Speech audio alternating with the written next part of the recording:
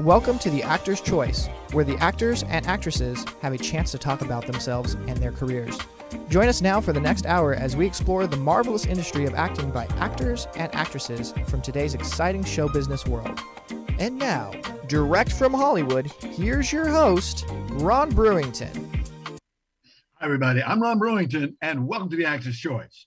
Roll it, Tony. Has it changed since the last time? Seem velvetier this week, or is it just me? I have been feeding it raw eggs. That might explain it. We don't have anything new in this week. Oh, okay. But I did order a few new items. They'll be in on Friday. Neo-Baroque pieces. You know, I always say if it ain't neo-Baroque, don't neo. Ladies and gentlemen, my first guest today is a creator, actor, director, host, and writer. She's received honors and a degree in arts from the University of Washington and the British American Drama Comedy Academy. She's also a winner of Best Actress in a Comedy Series Fest for a pilot she starred in and co-wrote called Broker. Ladies and gentlemen, please welcome Lauren Aboulafia. Greetings, Lauren, and welcome to Actor's Choice. Thank you. Thanks marvelous for having me. You have, my dear. Marvelous, marvelous, marvelous. I went through it. I said, ooh, that lady got good attitude, good attitude. But here's you ain't gonna believe this. We always ask people, where were they born? I looked everywhere. I even called Camille. I called a lot of people. Where was the lady born at? This lady was, I know, this lady was born in Texas. All right. Yeah, Houston, Texas. That's good enough. Yep. I've lived a lot of places, but that is where she was born. Yep. Herman Hospital, Houston, Texas. Houston, Texas. My God. I mean, I looked everywhere and I thought I was good, you know. Just felt pain. I had to slap myself in the face. I said, I have to say to the lady, can you tell us where you was born? Yeah. Still love hairspray because of Houston. We love our hairspray in Texas. So I got family in Texas. That's a great state. I was in the Navy station in Corpus Christi. I had a good time down there. Great state. Oh, good. Great state. Yeah. Favorite question number one. What made you want to get into acting? Oh, well, I think that I always loved performing. Okay. I mean, that really was it. I loved performing. I think it was that bug that people get where they're like, oh, if I do that, you're going to laugh and then you're going to clap. Oh, I'm going to keep doing that. So I think I loved that kind of the feeling of like the power of that in a way. So that was the first love. I fell in love with that. And then singing and musical theater. Yeah. So it was just going to Broadway and just being completely entranced. How did you like Broadway? I love Broadway. I mean, I think Broadway was my first love. I mean, I think heartbreaking in some ways because I did a lot of musicals and I did a lot of great shows, but my singing and acting, they would always be like, yes. And the dance, so the dance was always a little, I mean, you got to be triple threat with all that. So, you know, I played Yenta in Fiddler on the Roof twice. She doesn't dance, you know, she does not dance. Gotcha. Yeah. Think you'll ever move to New York? Well, I lived in New York. I did New York. I did theater. I love New York. My family's in New York. And I moved to LA, to Hollywood for a boy. So I never thought I'd leave New York, but then I did. Yeah. So here I am in LA for 15 years now. Wow. I feel for you. I was born and raised in New York City, in Harlem. Yeah. And now I've been out here for over 30 years. Love it. Yeah. Yeah. Did you move out here for a girl? Yeah. Did you move out here for romance? Yes and no. Okay. I'm not trying to say nothing wrong. I came out here with the desire. I was in the military and they had me here. And my last duty station was at Long Beach. And so I said, well, I'm here. I might as well stay here. You know. That happened. You went to college. Yes. What was that journey like for you? You know, it was interesting because I went on a school trip in high school to Seattle and fell in love with University of Washington's campus. I mean, it's pretty epic. Yes. It's gorgeous. Yes. I went on a sunny day, so I didn't realize that it's going to rain most of the year. So that was a little shocking, but I went because my best friend applied. And also there was an amazing drama school, an amazing grad program as well. And then she didn't get in and I still went. Okay. UW, as we used to call it. I understand. So, but it was amazing. I mean, I love college. I still think about it. Yeah. Yep. Yep. You've had a few roles, we could say. Tell us about some of the roles that you like to do. I think that the role I might have loved the most is when I did my solo show. I did a solo show called Moving On Up because I lived in this apartment in West Hollywood for so long. Did you say Moving On Up? Moving On Up. It sounds familiar. Yeah. Oh, and so I finally was leaving this apartment and all the different relationships and all the different ups and downs. And so I did a show, and I would say that because that was the hardest. You know, usually when you act, there's other people to talk to you, and this was all me. So, you know, it was quite the victory to accomplish a one-woman show. So yeah, that was probably one of my favorite. Yeah. How about something that might not be your favorite? That being an audition. Oh yeah. Oh yeah. That thing. Oh yeah. Yeah. It's interesting because I've been through so much since I first started acting. Right. I'm back now after having 2 children, and it's interesting auditioning now. First of all, it's mostly self-tape. I mean, it really is. It's already a different kind of thing. And I'm kind of just enjoying it more. Just the process of it, like, oh, cool. This is like this opportunity to do this, you know, today, as opposed to, oh God, you know, the lines or whatever, just like an opportunity to try something different. It's such a different phase of my life now, you know? Yeah. Okay. We'll come up to this question later, but I'll say it right now. And that is having children and working as an actress. What's that like? Hard, really challenging. But also, like, you just have to manage your time better. You know, you can't, everything is just, okay, you're not going to perseverate. You're not going to do that over and over again. You're going to just get to it. You know, you don't have time. There's no time. And also what's important, like what really is important. Is that really important? You're going to think about that. You're going to feel bad about that little thing. Or are you going to like know that you need to like make food for children to eat? Like I said, I had a few kids myself. I know that feeling. I cannot believe you had so many children. 8 children. Yeah. Yeah. Okay. The year was 2006, and according to IMDb, you got your first role. It was called 2 Weeks. Take us back to that time and look at the people who were on there with you. I know. That was awesome. I really liked that. I really liked being away and traveling by myself for the first time. It was like in Nashville, which is now like the hot place to move to. A lot of people are like moving to Nashville and Hollywood actors moving to Nashville.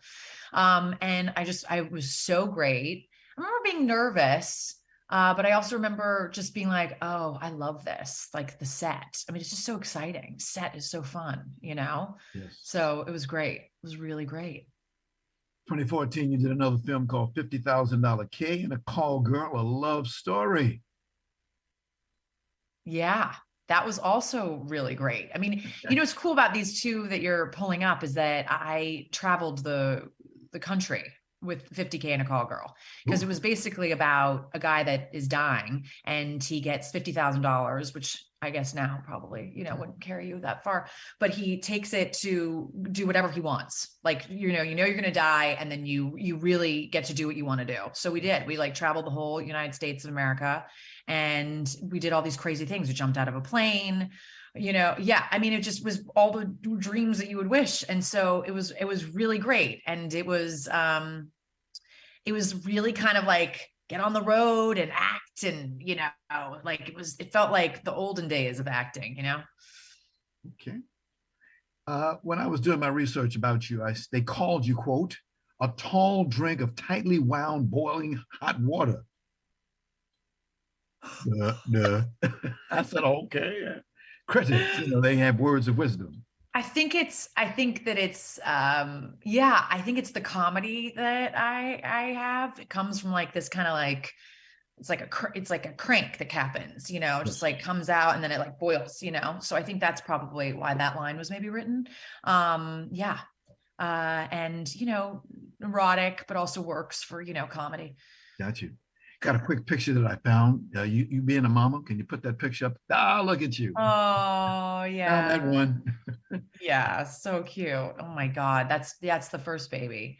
First baby. So I mean, I don't know. So basically, my first baby, I don't know if you wanted to talk about this now or you wanted to go through. Please go for it. Go Okay. for it, please. My first baby was born at 30 weeks. So he was a preemie.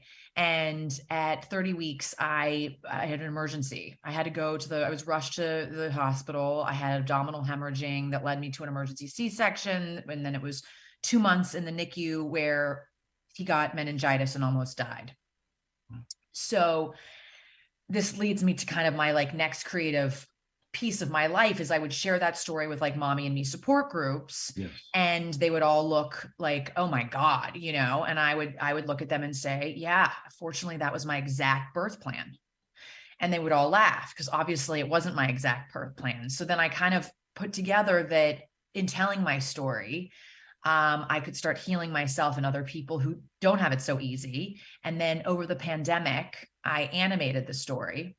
I taught myself how to animate. I animated it.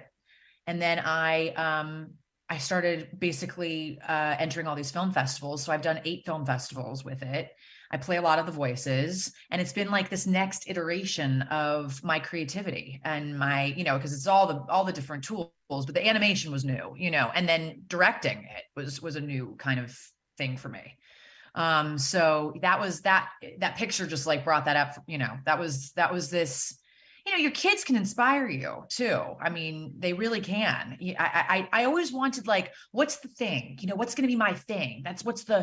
I need the thing that's going to be the blood, sweat, and tears. And it was this. It was surprising. It's never what you expect, right? In terms of what the inspiration can come from. I never thought I'd have a baby at 30 weeks. I don't think anyone wishes that upon themselves. But this was the inspiration, art healed through creativity. And it's been really a ride. And I got involved with maternal mental health now with it. I am now going to do more stuff with the NICU, more podcasts. I'm happy to have the animation be a tool for people to like kind of see how I handled the NICU and how I can overcame it. And the animation the short film I did was called Super Scar, because I have a scar from my belly button down to my pubic bone. And I always wanted to be famous. So instead of superstar, it's a super scar. I see. And it also, a plastic surgeon years later said, you know, I can remove this scar and rejoin it with normal skin. Mm-hmm. But I decided to keep it as like a reminder when, you know, all the self-doubt and stupid things come up that like I made it through this traumatic event. Wow. We happen to have a poster of Super Scar. Oh, great. Oh, great. Mm-hmm. Tony, can you? Oh, there it is. There yes. it is. Yes. There it is. Ooh. Wow. Now we have attached to that some cartoons that we showed that they sent me. There's the first one. Yep. Can you tell us what that is and what we're looking at? Yeah, that is me and my husband, and we're finally like back at home after we spent 2 months in the NICU. And yeah. Mm-hmm. It's also a comedy. I mean, it's an interesting medium. My husband it was his idea. He said, you know, you should animate the story. I was performing it all over. I was performing it for Maternal Mental Health Now and Jewish Women's Theater. And he's like, you should animate it. I said, this is crazy. Why would you animate this story? You know? And then I got it because animation, you can have, it's not as intense. It's removed. So things that are really challenging can be abstract, you know, like debilitating anxiety can be the floor going, you know, from your feet, just not even being there anymore. Yes. Right. Or floating into space because you don't feel part of your body. Right. So animation, really, I love that medium. Yeah. And this is the support group, the mom. Here's the second one. Yes. Got the kids around. I love it. I love doing it. That's really what I loved. Yeah. Now, is this a movie or what is this actually? Am I looking at? This is the short film. These are pictures from the short film Super Scar. Yeah. And there's the last one that we had for you. Yeah. Yeah. What's next for you, my dear? So what's next is I'm making the series of the show. Yeah, I'm going to make the series. It's going to be based on what I just did. So basically the short was my story, right? My birth story. So the series is going to be more around a mom support group and more women's stories, animated comedy. So where can we find this at? Where can we, we're starting to pitch this. This is what we're doing in this moment, pitching this. And I really feel that there's a place for this. I mean, I feel that there's starting to be more like in the zeitgeist of like women, mom stuff, Amy Schumer with her documentary, Ali Wong with her comedy. Women are talking about the real shit, sorry. I don't know if we can say that. That's okay. But I don't see. We'll bleep it later. Okay, perfect. I don't see it in this medium. I don't see adult. I mean, it's an adult cartoon, like a Big Mouth kind of cartoon. Yeah. There's always the Academy Award, something to think about. Yeah. Ain't nothing to say there's nothing wrong with your piece of work. Yeah. Go for it. That's all I got to say. Lorna, I want to thank you for being our guest today here in the Actor's Choice. We wish you continued success in your career. And of course, I want to thank Jasmine Espada, CEO, founder, Espada PR, for having you here today. Thank you so much. I've enjoyed the last 16, 17 minutes. Thank you so very, very much. Thank you so much. Great to see you. Indeed. Ladies and gentlemen, Lauren Aboulafia. Thank you now. Take care. Ladies and gentlemen, this is the Actor's Choice. I'm your host, Ron Brewington. We would like to let you know that we're asking our Actor's Choice squad to help us get former baseball player Curt Flood into the Baseball Hall of Fame. Now, Curt, who passed away January 20th, 1997, was the husband of one of our wonderful guests, renowned actress Judy Pace. Now, all you got to do is call us at our office, 213-349-3941. That's 213-349-3941. We sincerely thank each and every one of you for being a part of this magnificent award for a great baseball player. Roller Tony.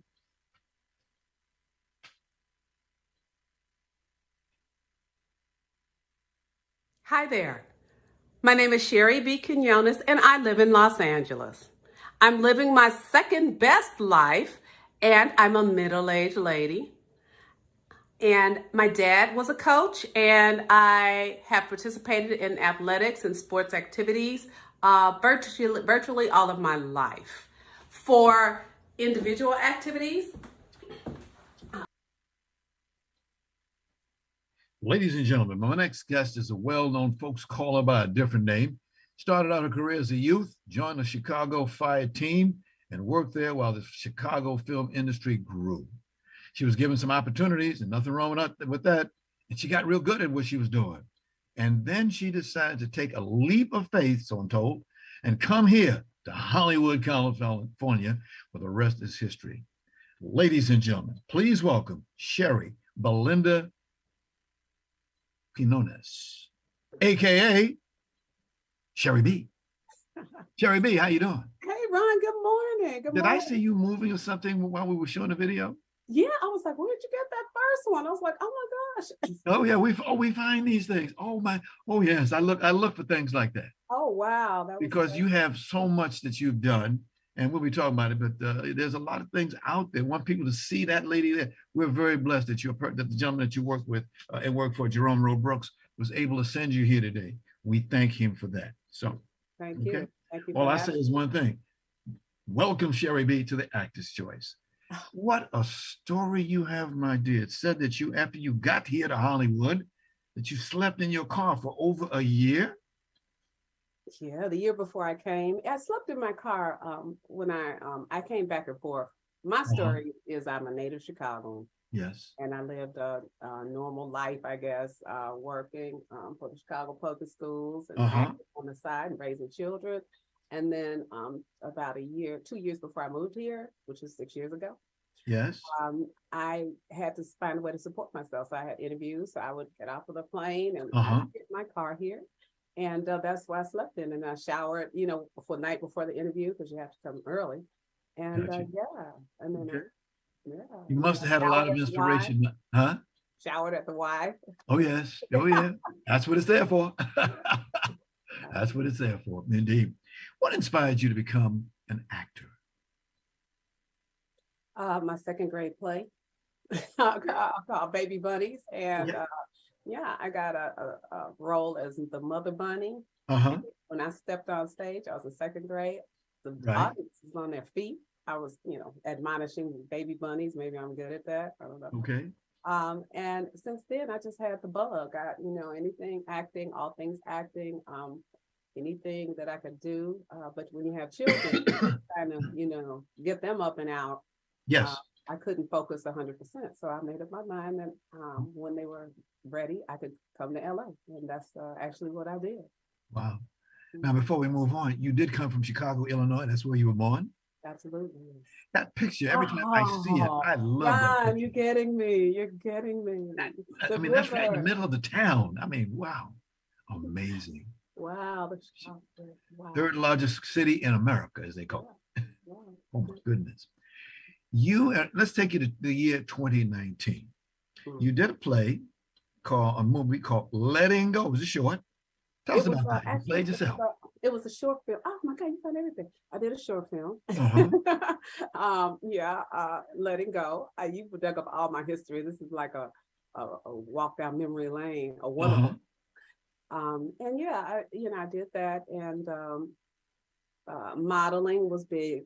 Modeling agents solicited me when I got here. So, I was doing a lot of print modeling, and then a few acting roles. Got you. And then COVID, quarantine came. Yeah. And then right out of quarantine, it was like something happened. I got booked on 2 co-star roles, and it was just kind of snowballing. I've done a couple of films, Changing the Game and Skyfly, and it's just commercials galore. I did some commercials, So I figured if they liked me in Chicago for a little bit, then maybe they'll like me in LA, because to me that's the true test, LA. As they say, one must do what one must do. And I want to let you know that what's behind you, that background looks very nice. I just noticed. Thank you. That's Sherri B. Yes, that's it. Yes. Oh, by the way, folks, she did, just so you know, she got her first IMDb actress film credit when she did Letting Go. So that's getting those credits. That's what you need. Build them up. Yeah, I got a few more. I found a movie on you. I was digging. I said, I gotta find something. Doggone it. I found this movie called Angels Go Potty. Roll it, Tony. And you got 5 seconds. Now, what are you gonna do? 5, 4. I got my eye on you. And I got an eye on you. Release the credit! Got it.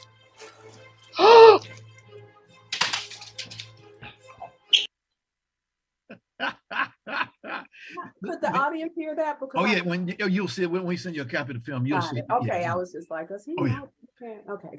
What's that you have in your hand, please? Angel.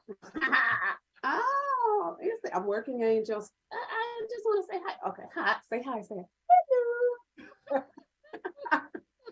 All right, would you sit for a moment? Just wait. Oh, that's nice. That is nice. You are talented, my dear. Multi-talented. You have to pull out all the stops. This actually came from ventriloquist lessons I took when I was a preteen. Okay. And I just kind of was sitting in the studio one day waiting on my turn, and picked up a doll that they had, and they were like, "How do you do that?" And I was like, "I don't know. I just do it." Wow. So it's something I enjoy. Wow. Have you had any other career paths that you got involved in? Well, you know what? LA's taking me in different directions and challenging me every day. I have been producing on a film entitled Severed Innocence, which is going to shoot next year. I'm writing my own script, and I plan to shoot that next year. And it's about my transfer to LA, and with a little espionage going on. But yeah, like the Chicago thing. And I'm working on producing some projects, and as a matter of fact, I attached you and IMDb to the Glory Awards. Oh shucks, I was going to sneak up on that, but I was like, Ron Brewington, I know him. Oh yeah, that'd be me. So I check my technology. I have a technical background, a business background. I'm using that, and on the production side, which I absolutely love. I didn't know until later that you were the associate director, producer for that program. Yeah. I was.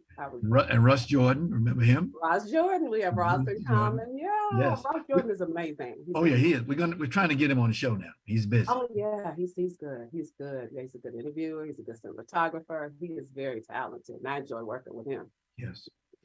Got a few slides of pictures that you've been in. Chicago Fire being the first one. Oh no, see, no, I was like, no. Huh? I was like, oh yeah. Did you want me to comment? No, if anything you want to say, it's your show. Oh, yeah. I had like featured. I was actually like a featured background a lot on Chicago Fire, and that's where I got my taste of being on set, in the modern times. And I absolutely, I had the bug, and I knew I had it. Chicago Fire, that's a very good team. I did something on Chicago Med. So the Chicago episodics, and dramas, I absolutely love, and I was happy to be part of it. Yeah. Gotcha. Then there was another one called Partners in Rhyme. Oh, okay. So that just actually, I am on an episode in Partners in Rhyme.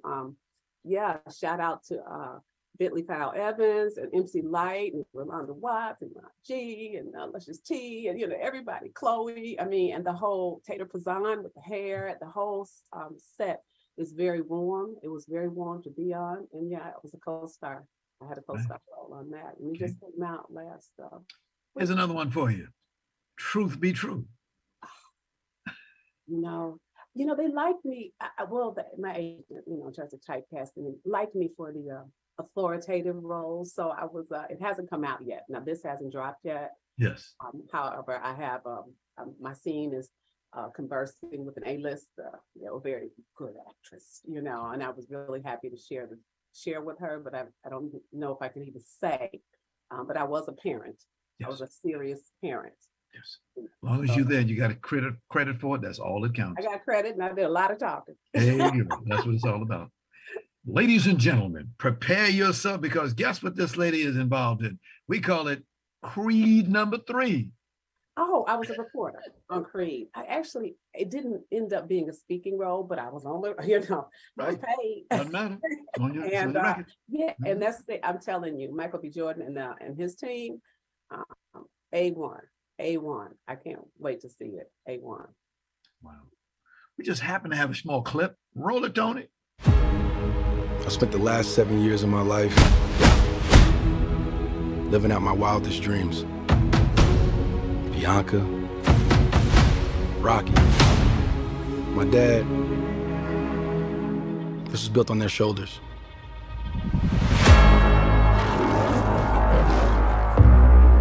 Hey, my man, can I help you?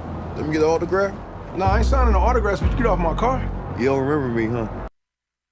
All right, that's just a clip. That's all right, yeah. That comes out next year, right? Right. Say again.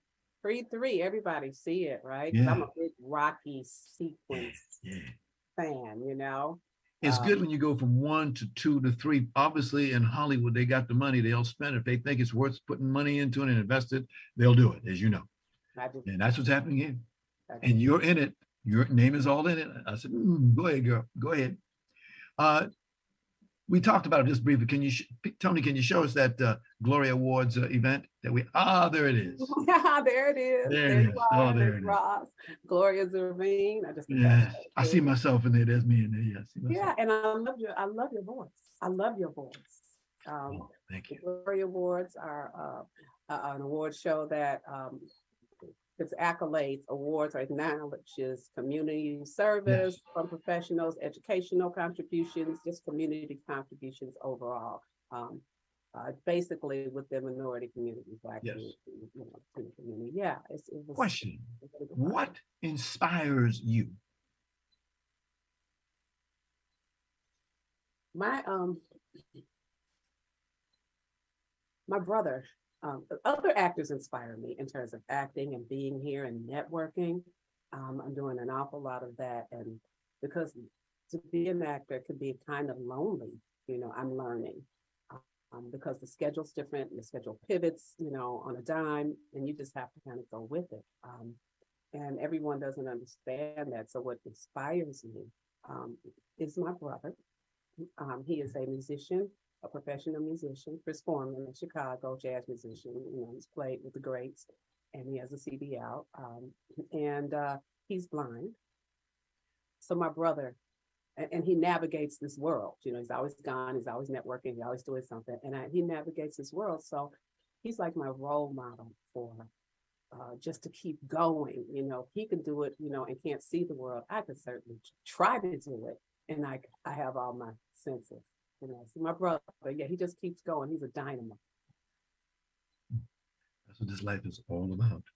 How are you adapting to the self-tape trend? Well, like I mentioned earlier, I started off college as an engineering major. That quickly changed to a business major. However, I'm pretty decent at technology.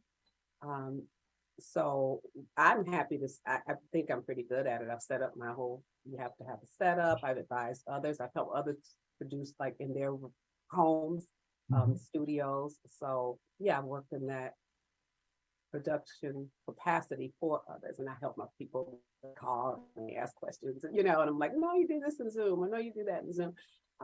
The Glory Awards, just attaching people, creating the account. So yeah, the self-tape thing is fine with me. I like in person because you can really feel the energy of your reader, like, or the energy in the room. I would prefer to do that for TV and film and commercial, but most commercial auditions I have been in person lately, and the TV and film industry is still, for me, a self-tape process. So I'd like to just, get to know people and say hi to them, the casting director when you walk in the room. Got you. Yeah. But I'm adapting just fine. Fortunately, it fell right up my alley. So during quarantine, I've got 2 Macs, 2 iPads. I'm fine. Got you. Yeah, it's a blessing too. Got you. You're making yourself well known. You do all kinds of jobs. What advice would you give people? Because there's a lot of folks out there that want to do what you do. What do you do? I do a lot of networking because I do believe, especially in LA, it's not really who you know. So in Chicago, it's a lot of who you know. In LA, I found, yes, it's some of who you know, but it's a lot of talent and it's a lot of who knows you in LA. So I have been networking. I did a red carpet event. And I said I was going to do a shameless plug for a Surviving Sunset. Yes. Documentary about at which film that won an award, Best Docu-Film, at the LA Film Festival over the weekend. And it's about actors surviving the process of moving to LA and pursuing acting, and not knowing anyone. I didn't know anyone here. I just got a place and let's go, So yeah. Yeah. Wow. Interesting. Yeah. One more question. How are you surviving here in LA as an artist? I had the fortune of having a prior life, which I didn't always agree with because I wanted to be a broadcaster. I wanted to be you, know what I mean? I wanted to be, Pat Harvey, But I had the fortune of I'm a consultant counselor. I'm a counselor as well. Yes. Which actually helps with my mindset and what I do to relax and stress and all of that. So I consult, and that's where I got my initial money to be here, but I hustle. I got a few little things going on and I get paid to do table reads. I mean, yeah, I just hustle. I put it all together. I produce for people on projects, and that's a check, Oh, you know what else I do?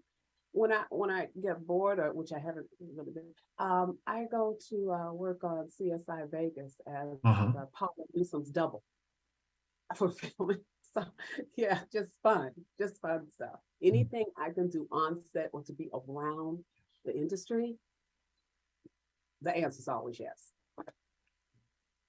Like that attitude, lady. Love that attitude. Always yes. Got you.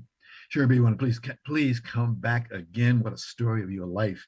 I'm glad that members of our audience heard for themselves what it takes to work and get a job here in Hollywood. It's good business, but you got to work on it. Keep going. You got to be in the room with the creatives. Keep Amen. going. Come on out. And I'm actually going to start, well, I have written, hold on, interviewing people just who have done that, like changed their passion and moved to LA, kind of like similar to the Surviving Sunset, and I already had it written down, so it wasn't like but it was similar. Surviving Sunset interviewed people in a documentary, and I want to interview people podcasts, just and give advice and have them give others advice. So I want to pull people that really want to pursue what they never thought they couldn't to do it, especially in your later in life. Gotcha. You know what I mean? You're a little more afraid. You want to be more secure. I didn't care about any of that. That was stuff. Gotcha. Sure, I want to thank you, Manager Jerome Brooks, for having you here today.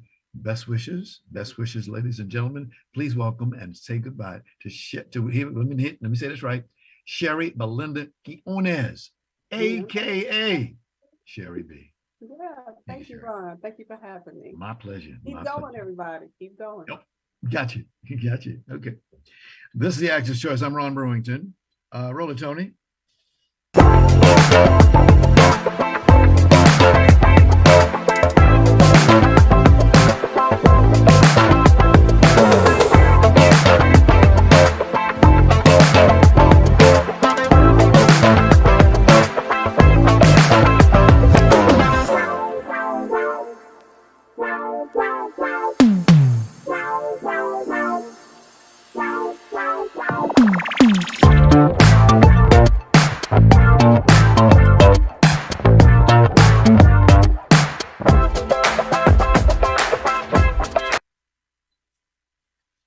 Ladies and gentlemen, for more information about the TAC Roco channel, please call us at 213-349-3941. That's 213-349-3941. Thank you. Roll it, Tony.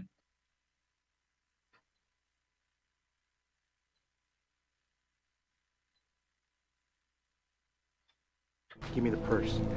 Give me the purse.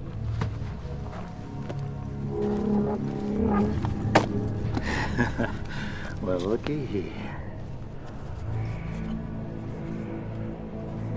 Oh, you gotta be shitting me. You ain't no cop. I was for 33 years.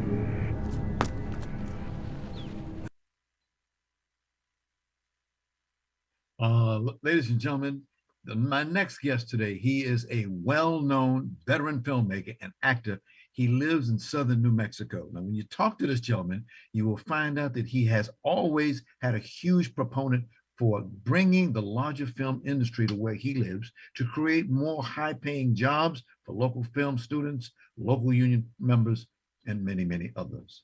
Ladies and gentlemen, please welcome, all the way from southern New Mexico, Mark Vasconcellos. Hello, Mark. How you doing, man? How you doing, man? Great to see you. Welcome back again. I work in Hollywood, but I try to stay connected to the good folks out there in New Mexico like yourself. Definitely. Okay. Can you hear me? Can you hear me? Yeah. Okay. There we thought you had it. Tell us first of all where you were born. I'm born in California, the Bay Area, Fremont. There it is, Fremont. Nice country, nice city out there, indeed. Okay. I miss it. And then as your life moved on, you went to a country, went to Spain. Was it Spain? Oh, I lived in a couple different countries. Yeah. Wow.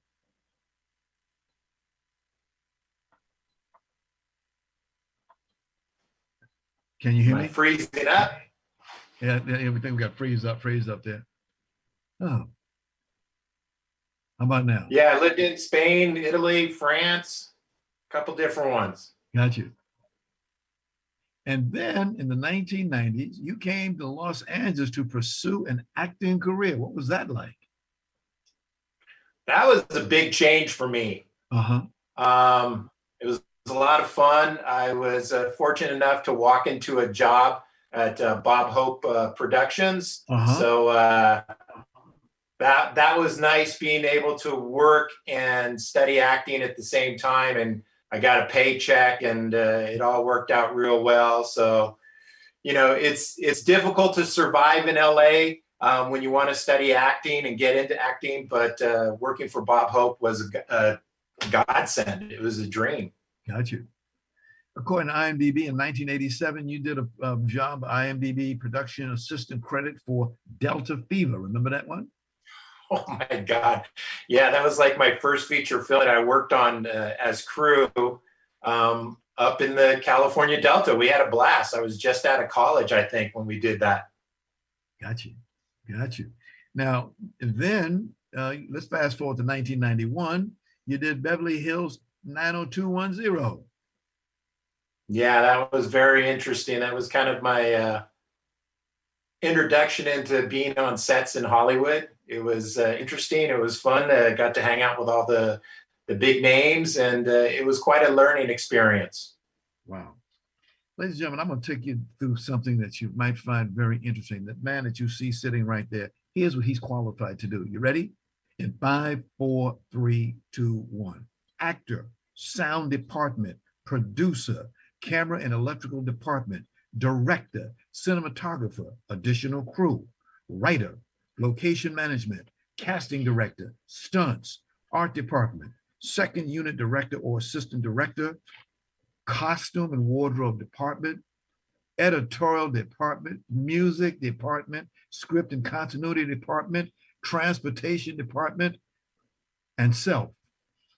Ladies and gentlemen, that's one guy that does all that. I call him, if you'll indulge me, I call him a filmmaker's filmmaker. Yeah, I think you can say I've done almost every job on a set. Woo.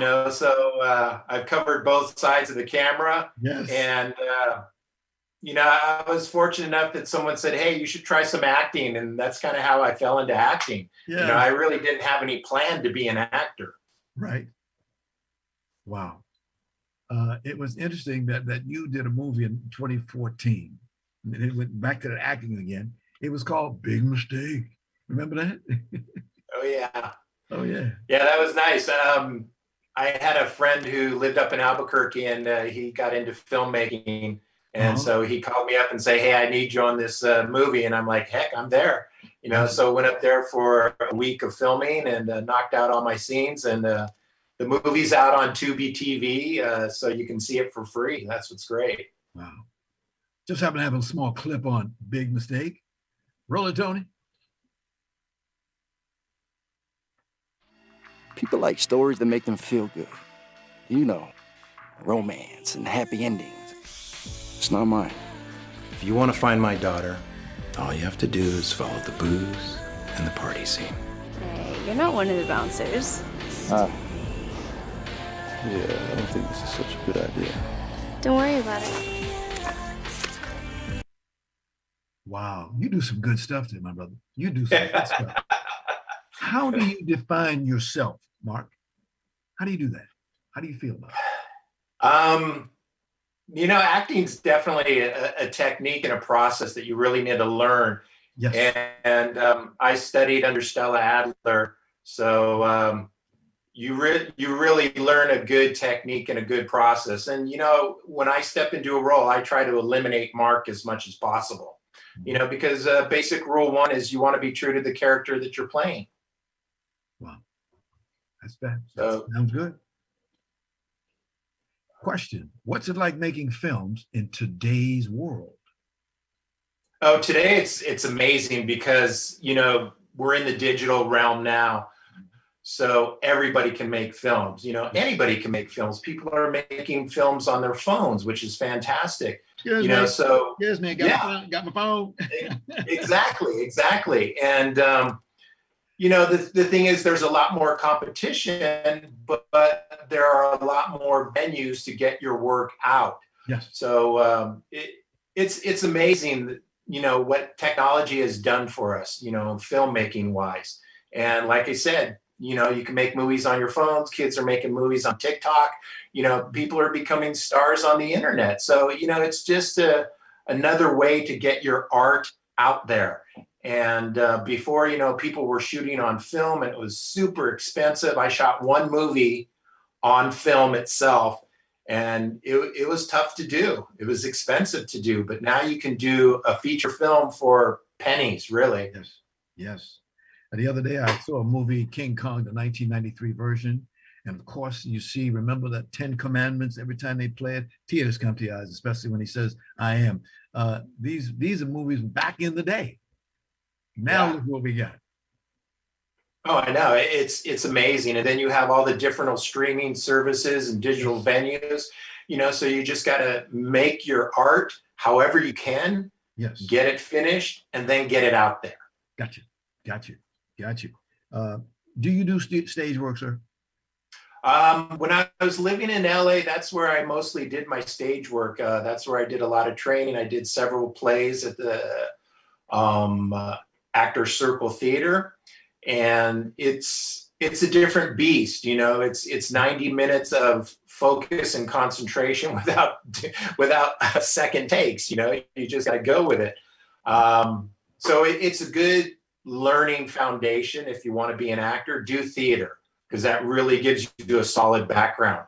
What's great about working on film and television, you get multiple takes, so you may not get it perfectly in one take. Well, we'll do it again. In theater, different story. You got to reach that audience in the back of the room, and you got to do it for 90 minutes straight, and be super focused on what you're doing. I like what you said, because I tell a lot of actors and actresses, I got a bone for that, for what you just said. Get up on that stage, please. You'll learn something for sure. Yeah, it's a great foundation. Yes. Mark, as an actor, I've noted that you are cranking out at least one movie per year. Yeah, we've been doing that. We're working on a couple new scripts as we speak, too. Okay. One of them wouldn't be Broken Gariti, would it be? Broken Gaietti, which is now, it's been renamed. We got picked up for distribution, so it's being distributed worldwide. It is now known as Village. Yeah, and it won several awards. A really down and dirty, gritty drama. Mm-hmm. It's an interesting concept, something you've never seen before. Yes. And it's also on Tubi TV, which you can watch for free. Which is great. And it took us 2 years to make this movie, just because we were shooting it on weekends and had a micro budget, but we got it done. We got it out there. We got it into film festivals, won several awards, and now it's out there known as Village. Okay. If I recall properly, you are a good friend of, or Bill Duke. Is that correct? Oh, yeah. Yeah, we've talked a couple times on Facebook and social media. I've never got to work with him, but he's an extraordinary gentleman. Yes. We were at a film festival, and it was called the 11th Annual I've Known Film Festival, and he was there, and he was an honoree, so that's how I ran into him. Oh, awesome. Still great. Tall and thin. Yeah. That's him. Oh, I know. Yeah, he's been around. He knows the business inside and out. Yes, he does. Another film that I see you working on, it's called Arto. Can you tell us about that one? Yeah, Arto is, during the pandemic, things changed. Yeah. So I've been working with a director named Hafid Abdelmoula, who's a writer and director, and he did Broken Gaietti Village. Mm-hmm. And he wanted to do something kind of during the pandemic or towards the end of the pandemic, and we came up with Arto, which is a psycho drama.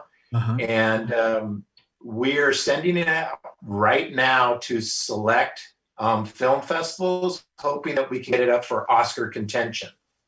Right. What about Precious Cargo? How are you doing on that one? Precious Cargo, my writer is finishing up his master's degree, and hopefully we can get to that next summer. The next 3 scripts we have is Precious Cargo, Village 2, and then Invisible Shackles. But all of these are going to require some budgets. We're probably looking at $500,000 budgets for these movies. Like I said, grass does not stop growing under your feet. As we always say, from one bad thing and back into another. You got to keep doing. You got to make it happen. From the top of this interview, we mentioned the fact that you do some work out there in New Mexico. work a member of the film Las Cruces. Yeah, when I moved to southern New Mexico, I noticed that the film industry was non-existent here, really. So Las Cruces is the second largest city in New Mexico. So I'm like, why isn't the film industry here? So I started talking to local politicians and having coffee with them. And one senator by the name of Jeff Steinborn sat down with us for about 2.5 hours, and we told him about the business. And he saw the vision. And so we created Film Las Cruces. And now we have a film office.